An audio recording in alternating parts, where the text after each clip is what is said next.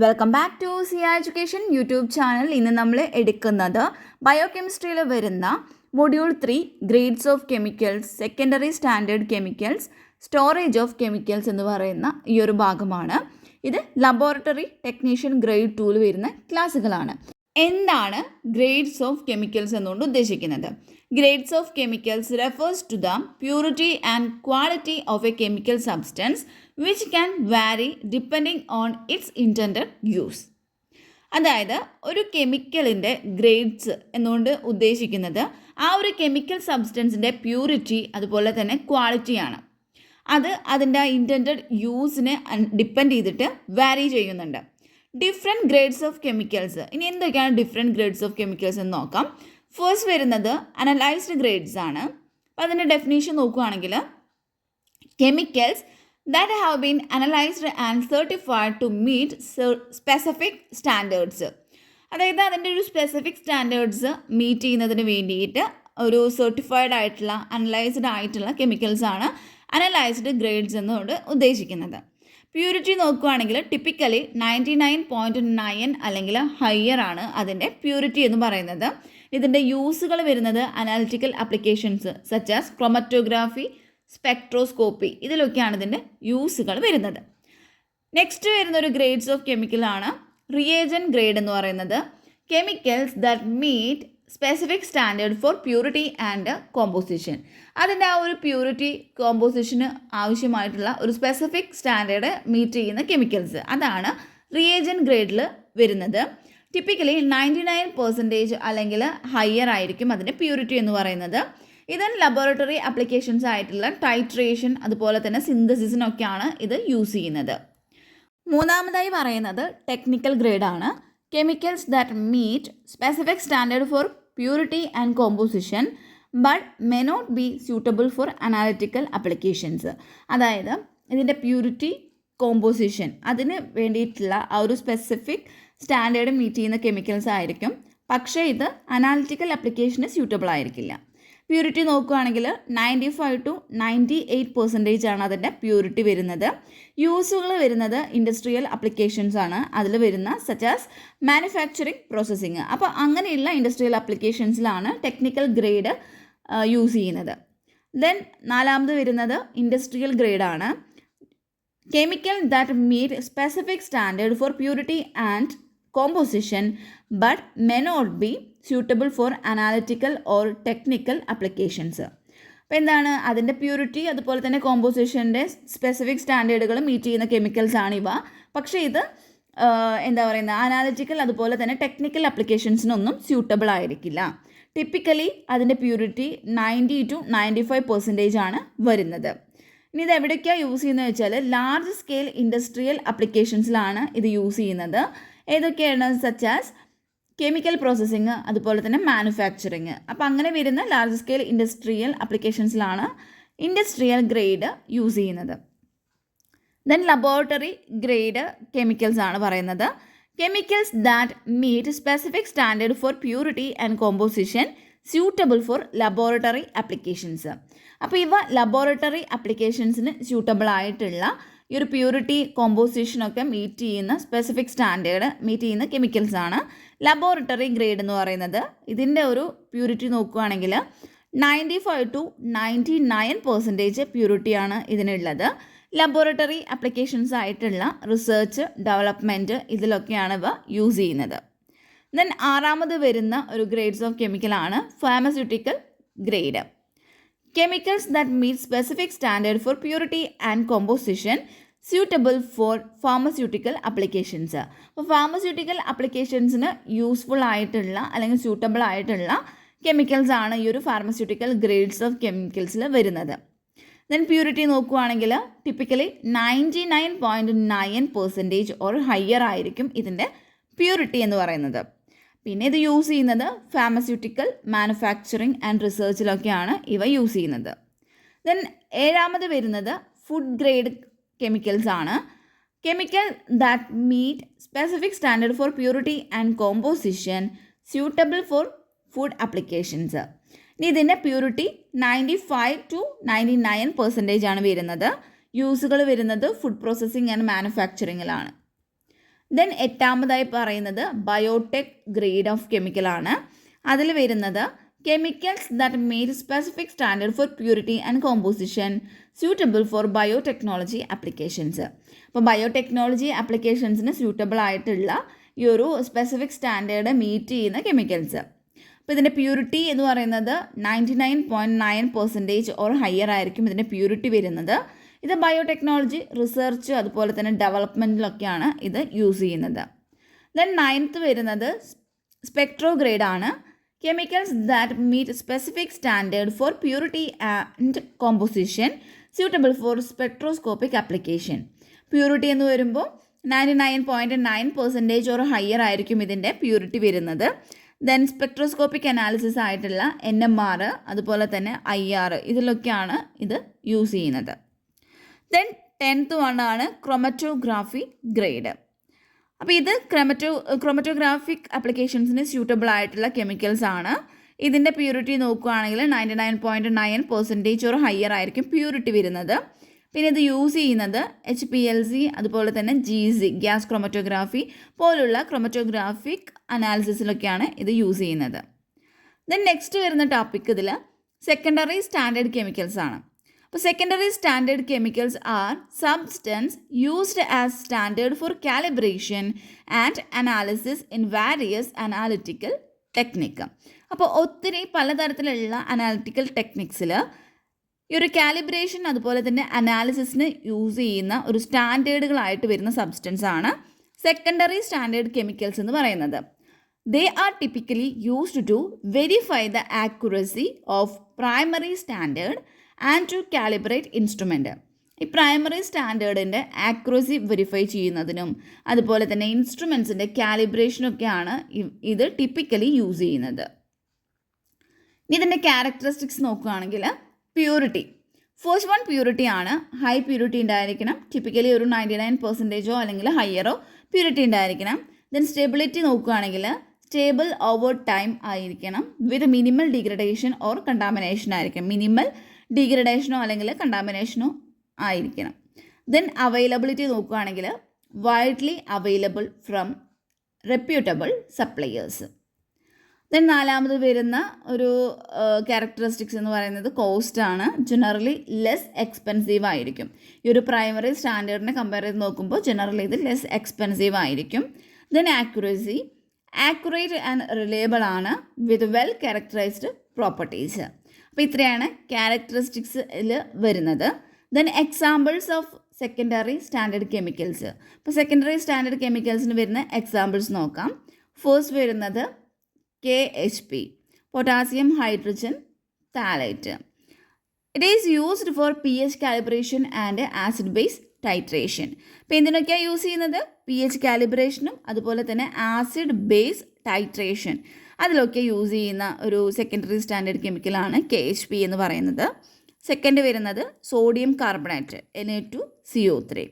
It is used four alkalinity and carbonate iron analysis. അപ്പോൾ ഇതിനൊക്കെയാണ് ഈ ഒരു Na2CO3 യൂസ് ചെയ്യുന്നത്. ദെൻ മൂന്നാമത് വരുന്നത് പൊട്ടാസ്യം നൈട്രേറ്റ് ആണ്. It is used for nitrate ion analysis and spectrophotometric calibration. അപ്പോൾ എന്തിനൊക്കെ യൂസ് ചെയ്യുന്നത്? ഈ ഒരു നൈട്രേറ്റ് അയൺ അനാലിസിസിന് വേണ്ടിയിട്ടും അതുപോലെ തന്നെ സ്പെക്ട്രോഫോട്ടോമെട്രിക് കാലിബ്രേഷൻ ഇതിനൊക്കെ വേണ്ടിയാണ് പൊട്ടാസ്യം നൈട്രേറ്റ് അല്ലെങ്കിൽ KNO3 യൂസ് ചെയ്യുന്നത്.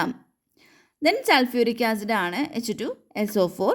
It is used four acid based titration and pH calibration. അപ്പോൾ ആസിഡ് ബേസ്ഡ് ടൈട്രേഷനും pH കാലിബ്രേഷനും വേണ്ടിയിട്ടാണ് ഇത് സൾഫ്യൂരിക് ആസിഡ് യൂസ് ചെയ്യുന്നത്. ദെൻ അഞ്ചാമത് പറയുന്നത് സോഡിയം ഹൈഡ്രോക്സൈഡ് ആണ് NaOH. It is used four acid based titration and pH calibration. ഇതും ഈ ഒരു pH കാലിബ്രേഷനും അതുപോലെ തന്നെ ആസിഡ് ബേസ്ഡ് ടൈട്രേഷനും വേണ്ടിയിട്ടാണ് യൂസ് ചെയ്യുന്നത്. ഇനി നമുക്കിതിൻ്റെ യൂസസുകൾ നോക്കാം. ഫസ്റ്റ് വൺ കാലിബ്രേഷൻ ആണ്. ഈ ഇൻസ്ട്രുമെൻസിനെ കാലിബ്രേറ്റ് ചെയ്യുക സച്ച് ആസ് സ്പെക്ട്രോഫോട്ടോമീറ്റേഴ്സ് ആൻഡ് ക്രോമറ്റോഗ്രാഫ്സ്. അപ്പോൾ ഇതിൻ്റെയൊക്കെ കാലിബ്രേഷൻ. ദെൻ സെക്കൻഡ് വരുന്നൊരു യൂസ് എന്ന് പറയുന്നത് വെരിഫിക്കേഷൻ ആണ്. ഇതിന് വേണ്ടിയിട്ടായിരിക്കും പ്രൈമറി സ്റ്റാൻഡേർഡിൻ്റെയും അതുപോലെ തന്നെ അനാലിറ്റിക്കൽ മെത്തേഡിൻ്റെയും ഈ ഒരു ആക്യുറസി വെരിഫൈ ചെയ്യുന്നതിന് വേണ്ടിയിട്ട്. ദെൻ ക്വാളിറ്റി കൺട്രോൾ യൂസ് ചെയ്യുന്നുണ്ട്. എന്തിനൊക്കെ ആയിരിക്കും ഈ ഒരു അനാലിറ്റിക്കൽ റിസൾട്ടുകളുണ്ട്. അപ്പോൾ അതിൻ്റെ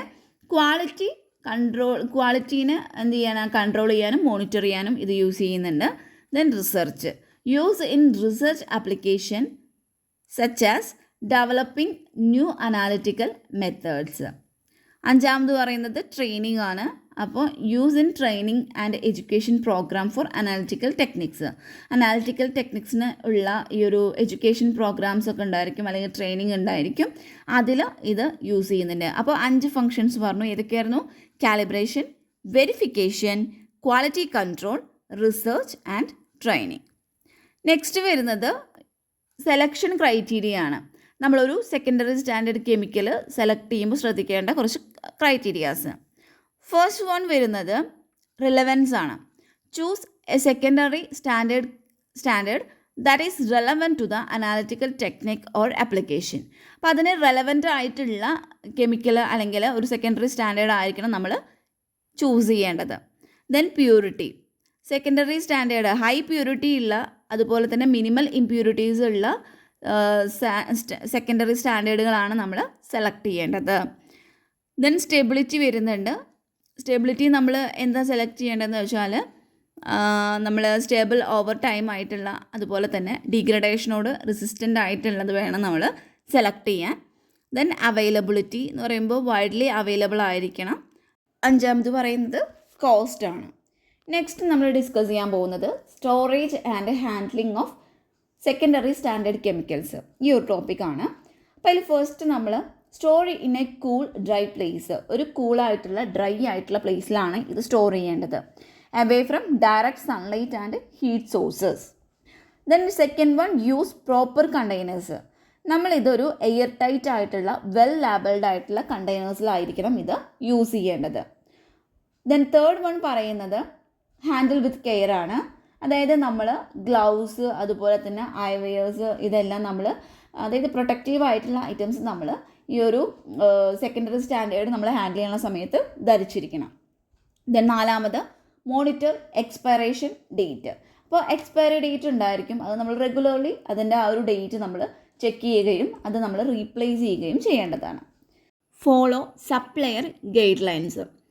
അഡ്ഹർ to supplier recommendation for storage and handling. നമ്മൾ ഒരു ഗൈഡ് ലൈൻസ് പറഞ്ഞിട്ടുണ്ടെങ്കിൽ നമ്മൾ അവർ പറയുന്ന ആ ഒരു റെക്കമെൻഡേഷൻ അത് നമ്മൾ ഫോളോ ചെയ്തിരിക്കണം. ദെൻ നെക്സ്റ്റ് വരുന്നത് റെഗുലേഷൻ ആൻഡ് സ്റ്റാൻഡേർഡ്സ് ആണ്. ഫസ്റ്റ് വരുന്നത് USP, United State pharmacopoeia standards. Second വരുന്നത് EP ആണ്. EP എന്ന് പറയുമ്പോൾ European pharmacopoeia standards. Then ISO നമ്മൾ കേട്ടിട്ടുണ്ടായിരിക്കും. അതാണ് International Organization for Standardization standard, ISO standard. Then NIST ആണ്, National Institute of Standards and Technology standards. അപ്പോൾ ഇതൊക്കെയാണ് ഈ ഒരു ഗ്രേഡ്സ് ഓഫ് കെമിക്കലിന് വേണ്ടിയിട്ടുള്ള സ്റ്റാൻഡേർഡുകൾ. നെക്സ്റ്റ് വരുന്നത് സ്റ്റോറേജ് ഓഫ് കെമിക്കൽസ് ആണ്. Storage of chemical is crucial aspects of laboratory and industrial safety. അപ്പോൾ ഈ ലബോറട്ടറിക്കും അതുപോലെ തന്നെ ഈ ഒരു ഇൻഡസ്ട്രിയൽ സേഫ്റ്റിക്കൊക്കെ വേണ്ടിയിട്ടുള്ള ഒരു ക്രൂഷ്യൽ ആയിട്ടുള്ള ഒരു ആസ്പെക്ട്സ് ആണ് ഈ സ്റ്റോറേജ് ഓഫ് കെമിക്കൽസ് എന്ന് പറയുന്നത്. Proper storage help prevent accidents, contamination and exposure to hazardous substance. അപ്പോൾ നമ്മളതിനെ പ്രോപ്പറായിട്ട് അതിനെ സ്റ്റോർ ചെയ്ത് വെക്കുകയാണെങ്കിൽ നമുക്ക് ഈ ലാബിലുണ്ടാവുന്ന ഇതേമാതിരി ഇതിൻ്റെ കോണ്ടാക്റ്റ് വരുമ്പോൾ ഉണ്ടാകുന്ന ആക്സിഡൻറ്റ്സ്, കണ്ടാമിനേഷൻ, അതുപോലെ തന്നെ ഹസാർഡസ് സബ്സ്റ്റൻസുമായിട്ടുള്ള എക്സ്പോഷർ, ഇതെല്ലാം നമുക്ക് പ്രിവെൻറ്റ് ചെയ്യാനായിട്ട് പറ്റും. ദെൻ ജനറൽ പ്രിൻസിപ്പിൾ നോക്കാം. ഫസ്റ്റ് വരുന്നൊരു ജനറൽ പ്രിൻസിപ്പിളാണ് സെപ്പറേറ്റ് ഹസാർഡസ് സബ്സ്റ്റൻസസ്. ഹസാർഡസ് സബ്സ്റ്റൻസുകളെ നമ്മൾ സെപ്പറേറ്റ് ചെയ്തെടുക്കണം. Store chemicals in separate areas based on their hazard classification. Hazard classification എന്ന് പറയുമ്പോൾ ഫ്ലെയിമബിൾ ആണോ, കൊറോസീവ് ആണോ, ടോക്സിക് സബ്സ്റ്റൻസുകളാണോ, അപ്പോൾ അതിനെയൊക്കെ ബേസ് ചെയ്തിട്ട് നമ്മൾ എന്ത് ചെയ്യണം, ഈ ഓരോ കെമിക്കൽസിനും നമ്മൾ സെപ്പറേറ്റ് ഏരിയാസിലായിട്ട് ക്ലാസിഫൈ ചെയ്തിട്ട് അല്ലെങ്കിൽ സെപ്പറേറ്റ് ചെയ്തിട്ട് വെച്ചിരിക്കണം. ദെൻ രണ്ടാമത്തെ ലേബൽ ആൻഡ് സൈൻ ആണ്. Clearly label and sign storage areas and containers with chemical names, hazards and warning. അപ്പോൾ നമ്മളത് സ്റ്റോർ ചെയ്ത് വെച്ചിട്ടുള്ള ആ ഒരു ഏരിയയിൽ ക്ലിയർലി നമ്മളത് കറക്റ്റായിട്ട് തന്നെ അതിനെ ലാബൽ ചെയ്തിരിക്കണം, ലാബലും അതുപോലെ തന്നെ സൈൻ ചെയ്തിരിക്കണം. എന്താ ചെയ്യേണ്ടത്, എന്തൊക്കെയാണ് അതിൽ വരുന്നത്, കെമിക്കലിൻ്റെ നെയിം എഴുതണം, വരുന്ന ഹസാർഡ്, അതുപോലെ തന്നെ വാർണിംഗ് എന്തെങ്കിലും ഉണ്ടെങ്കിൽ അതും നമ്മളവിടെ ലാബൽ ചെയ്ത് വെച്ചിരിക്കണം. ദെൻ മൂന്നാമതായിട്ട് വരുന്നത് വെൻറ്റിലേഷനാണ്. നമ്മളവിടെ ഒരു പ്രോപ്പറായിട്ടുള്ള അല്ലെങ്കിൽ ഗുഡ് വെൻറ്റിലേഷൻ അവിടെ എൻഷുർ ചെയ്യേണ്ടതാണ്. കാരണം അങ്ങനെ എന്തെങ്കിലും ഈ ഒരു ഫ്യൂംസിൻ്റെ ബിൽഡപ്പൊക്കെ ഉണ്ടാവുന്നത് തടയുന്നതിന് വേണ്ടിയിട്ടൊരു വെൻറ്റിലേഷൻ അവിടെ പ്രോപ്പറായിട്ടുണ്ടോ അല്ലെങ്കിൽ ഗുഡായിട്ടുള്ള ഒരു വെൻറ്റിലേഷൻ ആണോ എന്ന് എൻഷുർ ചെയ്തിരിക്കണം. നാലാമത് വരുന്നത് ടെമ്പറേച്ചർ കൺട്രോൾ ആണ്. Store chemicals in temperature controlled environment if necessary. നമുക്ക് ആവശ്യമാണ് എങ്കിൽ ഒരു ടെമ്പറേച്ചർ കൺട്രോൾഡ് എൻവറോൺമെൻറ്റിൽ നമ്മൾ കെമിക്കൽസ് സ്റ്റോർ ചെയ്തിരിക്കണം. ചിലത് ടെമ്പറേച്ചർ എക്സീഡ് ചെയ്യാൻ പാടില്ല, അങ്ങനെ ടെമ്പറേച്ചറായിട്ട് അല്ലെങ്കിൽ ഹീറ്റായിട്ടുള്ള കോണ്ടാക്റ്റ് പാടില്ല എന്നൊക്കെ ഉണ്ടായിരിക്കും. അപ്പോൾ അതൊക്കെ ചെക്ക് ചെയ്തിട്ട് നമ്മളതിനെ പ്രോപ്പറായിട്ട് സ്റ്റോർ ചെയ്തിരിക്കണം. ദെൻ 5th വൺ പറയുന്നത് ആക്സസ് കൺട്രോളാണ്. Restrict access to authorised personnel only. അപ്പോൾ അവിടെയുള്ള ഓതറൈസ്ഡ് ആയിട്ടുള്ള ആൾക്കാർക്ക് മാത്രമേ അവിടേക്ക് എൻറ്റർ ചെയ്യാനായിട്ട് പറ്റുള്ളൂ എന്നുള്ള ആ ഒരു ആക്സസ് കൺട്രോൾ അവിടെ കൊടുത്തിരിക്കണം. ദെൻ നമുക്ക് ക്ലാസിഫിക്കേഷൻ ആൻഡ് സ്റ്റോറേജ് നോക്കാം. അപ്പോൾ ക്ലാസിഫിക്കേഷൻ ആൻഡ് സ്റ്റോറേജിൽ വരുന്ന ഫസ്റ്റ് വൺ ആണ് ആസിഡുകൾ. Store in well ventilated area away from bases and organic compounds. അപ്പോൾ ആസിഡുകളാണെങ്കിൽ നമ്മളൊരു വെൽ വെൻറ്റിലേറ്റഡ് ഏരിയാസിൽ വേണം അതിനെ സ്റ്റോർ ചെയ്യാൻ. അതുപോലെ ബേസ് അതുപോലെ തന്നെ ഓർഗാനിക് കോമ്പൗണ്ട്സിൽ നിന്നും നമ്മൾ കുറച്ച് ദൂരെയായിട്ട് വേണം ഈ ഒരു ഇതിനെ സ്റ്റോർ ചെയ്ത് വെക്കാനായിട്ട്. ദെൻ രണ്ടാമത് വരുന്നത് ബേസുകളാണ്. അപ്പോൾ ബേസ് എന്ന് പറയുന്നതും ഒരു വെൽ വെൻറ്റിലേറ്റഡ് ആയിട്ടുള്ള ഏരിയയിൽ തന്നെയാണ് ഇത് സ്റ്റോർ ചെയ്യേണ്ടത്. ഇത് ആസിഡിൽ നിന്നും ഓർഗാനിക് കോമ്പൗണ്ടിൽ നിന്നും കുറച്ച് മാറ്റിയിട്ട് വേണം, ഒരു സേഫ് ഡിസ്റ്റൻസ് കീപ്പ് ചെയ്തതിന് ശേഷം മാത്രം വേണം ഇതിനെ നമുക്ക് സ്റ്റോർ ചെയ്യാനായിട്ട്. ദെൻ ഓർഗാനിക് കോമ്പൗണ്ട്സ് നോക്കുകയാണെങ്കിൽ ഇത് നമ്മൾ ഒരു കൂളായിട്ടുള്ള ഡ്രൈ പ്ലേസിലാണ് നമ്മളിത് സ്റ്റോർ ചെയ്ത് വെക്കുന്നത്. Away from heat sources and open flame. അപ്പോൾ ഓപ്പൺ ഫ്ലെയിമിൽ നിന്നും ഹീറ്റ് സോഴ്സിൽ നിന്നും കുറച്ച് മാറിയിട്ട് വേണം ഇതിനെ നമ്മൾ സ്റ്റോർ ചെയ്യാനായിട്ട്. ദെൻ ഫ്ലെയിമബിൾ ആയിട്ടുള്ളത്, ഫ്ലെയിമബിൾസ് ആണെങ്കിൽ നമ്മളൊരു വെൽ വെൻറ്റിലേറ്റഡ് ഏരിയാസിലാണ് ഇതിനെ സ്റ്റോർ ചെയ്യേണ്ടത്. ഹീറ്റ് സോഴ്സിൽ നിന്നും ഓപ്പൺ ഫ്ലെയിമിൽ നിന്നും നമ്മളിതിനെ പ്രൊട്ടക്റ്റ് ചെയ്തിരിക്കണം അല്ലെങ്കിൽ മാറ്റി വെച്ചിരിക്കണം. ദെൻ അങ്ങനെയുള്ള ഏരിയയിൽ ഇത് വെക്കാൻ പാടില്ല. ദെൻ ടോക്സിക് സബ്സ്റ്റൻസുകളാണ്. ഇതും ഒരു വെൽ വെൻറ്റിലേറ്റഡ് ആയിട്ടുള്ള ഏരിയാസിലാണ് സ്റ്റോർ ചെയ്യേണ്ടത്. ഇതിനെ നമ്മൾ ഫുഡിൽ നിന്നും അതുപോലെ തന്നെ ഡ്രിങ്കിങ് വാട്ടർ ആ ഒരു ഭാഗത്തു നിന്നും ഇതിനെ നമ്മൾ അത്രയും മാറ്റി വേണം നമ്മളതിനെ സ്റ്റോർ ചെയ്യാനായിട്ട്. ദെൻ സ്റ്റോറേജ് കണ്ടെയ്നേഴ്സ് നോക്കാം. അപ്പോൾ അതിന് യൂസ് ചെയ്യുന്ന മെറ്റീരിയൽസ് എങ്ങനെയാണെന്ന് നോക്കാം. Use containers made of compatible materials, glass, plastic, metals. അപ്പോൾ അങ്ങനെയുള്ള കോമ്പാക്റ്റബിൾ ആയിട്ടുള്ള മെറ്റീരിയൽസ് കൊണ്ടായിരിക്കണം കണ്ടെയ്നേഴ്സ് ഉണ്ടാക്കേണ്ടത്. Then size, use containers of appropriate size to prevent overfilling. അപ്പോൾ ഓവർ ഫില്ലിങ്ങിനെ അവോയ്ഡ് ചെയ്യുന്നതിന് അല്ലെങ്കിൽ പ്രിവെൻറ്റ് ചെയ്യുന്നതിന് വേണ്ടിയിട്ട് ഒരു അപ്രോപ്രിയേറ്റ് സൈസുള്ള കണ്ടെയ്നേഴ്സാണ് യൂസ് ചെയ്യേണ്ടത്. Then lid and caps, use tight fitting lids and cap to prevent leakage. ലീക്കേജിനെ പ്രിവെൻറ്റ് ചെയ്യുന്നതിന് വേണ്ടിയിട്ട് നമ്മൾ ടൈറ്റ് ഫിറ്റിംഗ് ആയിട്ടുള്ള ലിഡുകളും ക്യാപ്പുകളാണ് യൂസ് ചെയ്യേണ്ടത്. 4th one ലാബലാണ്. ക്ലിയർലി ആ ഒരു കണ്ടെയ്നേഴ്സിൽ നമ്മൾ അതിൻ്റെ ആ കെമിക്കൽ നെയിം, ഹസാർഡ്, വാർണിംഗ് ഇതെല്ലാം നമ്മൾ എഴുതിയിരിക്കണം. ദെൻ നെക്സ്റ്റ് വരുന്നത് സേഫ്റ്റി പ്രിക്കോഷൻസ് ആണ്. ഫസ്റ്റ് പറയുന്നത് PPE കിറ്റ് എന്നൊക്കെ കേട്ടിട്ടില്ലേ. അപ്പോൾ പേഴ്സണൽ പ്രൊട്ടക്റ്റീവ് എക്യുപ്മെൻറ്റ് അതെന്താണെന്ന് വെച്ചാൽ വിയർ PPE, അതായത് ഗ്ലൗസ്, ഗോഗിൾസ് ഇതെല്ലാം നമ്മൾ വെയർ ചെയ്തിരിക്കണം. അപ്പോൾ വെൻ ഹാൻഡ്ലിങ് കെമിക്കൽസൊക്കെ ഹാൻഡിൽ ചെയ്യുന്ന സമയത്ത്. ദെൻ രണ്ടാമത് ശ്രദ്ധിക്കേണ്ട ഒരു കാര്യം സ്പിൽ റെസ്പോൺസ് ആണ്. Have a spill response plan and equipment readily available. Then third one fire extinguishers ഉണ്ടായിരിക്കണം. Install fire extinguishers in storage area. അപ്പോൾ സ്റ്റോറേജ് ഏരിയാസിൽ ഫയർ എക്സ്റ്റിങ്ക്വിഷേഴ്സ് ഇൻസ്റ്റാൾ ചെയ്തിരിക്കണം. ദെൻ റെഗുലർ ഇൻസ്പെക്ഷൻ, റെഗുലർലി നമ്മൾ ആ സ്റ്റോറേജ് ഏരിയ ഇൻസ്പെക്ട് ചെയ്തിരിക്കണം. അതുപോലെ തന്നെ ആ കണ്ടെയ്നേഴ്സ് അതിലെന്തെങ്കിലും ഡിറ്റീരിയോറേഷനോ അല്ലെങ്കിൽ ലീക്കേജ് അങ്ങനെ അതിനെന്തെങ്കിലും സൈൻ അതിൽ കാണിക്കുന്നുണ്ടോ എന്നുള്ളത് റെഗുലർലി നമ്മൾ ഇൻസ്പെക്ട് ചെയ്തിരിക്കണം. നെക്സ്റ്റ് പറയുന്നത് റെഗുലേഷൻ ആൻഡ് സ്റ്റാൻഡേർഡ്സ് ആണ്. ഈ ഒരു സ്റ്റോറേജിൻ്റെ കെമിക്കൽ സ്റ്റോറേജിന് വരുന്ന റെഗുലേഷൻ ആൻഡ് സ്റ്റാൻഡേർഡ്സ്. ഫസ്റ്റത്തെയാണ് ഓഷ എന്ന് പറയുന്നത്, occupational safety and health administration. അതാണ് ആദ്യത്തെ ഒരു റെഗുലേഷൻ എന്ന് പറയുന്നത്. സെക്കൻഡ് വരുന്നത് EPA ആണ്. അതിൻ്റെ ഫുൾ ഫോം വരുന്നത് എൻവറോൺമെൻറ്റൽ പ്രൊട്ടക്ഷൻ ഏജൻസീസ്. അതാണ് രണ്ടാമത് വരുന്ന ഒരു റെഗുലേഷൻ. മൂന്നാമത് വരുന്നത് NFPA ആണ്, national fire protection association standard. അപ്പോൾ അതൊരു സ്റ്റാൻഡേർഡ് അല്ലെങ്കിൽ റെഗുലേഷൻ ആണ്. നാലാമത് വരുന്നത് ലോക്കൽ ആൻഡ് സ്റ്റേറ്റ് റെഗുലേഷൻസ് ആണ്. അപ്പോൾ ഇങ്ങനെ 4 റെഗുലേഷൻസ് ആൻഡ് സ്റ്റാൻഡേർഡ്സ് ആണ് സ്റ്റോറേജിൽ വരുന്നത്, ഈ ഒരു കെമിക്കൽ സ്റ്റോറേജ് ആൻഡ് ഹാൻഡ്ലിങ്ങിൽ വരുന്നത്. അപ്പോൾ ഇത്രയാണ് ഇതിൽ നമുക്ക് പഠിക്കാനുള്ളത്.